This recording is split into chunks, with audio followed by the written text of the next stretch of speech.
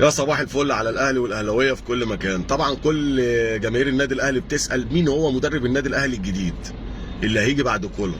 ده اللي هنعرفه في الفيديو ده مع بعض.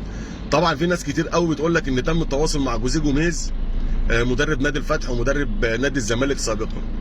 طبعا لما تم التواصل مع جوزيه جوميز قال لك انا مركز مع نادي الفتح، وما بفكرش ان انا اسيب نادي الفتح، ولو فكرت ان انا اسيب نادي الفتح مش هيبقى قبل نهايه الموسم المقبل. تمام؟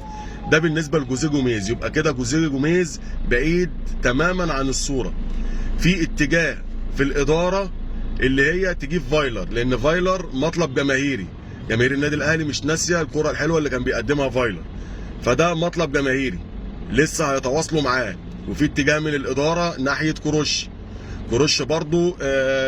في ناس كتير قوي عايزه كروش، لان كروش عارف امكانيات اللاعب المصري وبيعرف يطلع امكانيات اللاعب اللي معاه.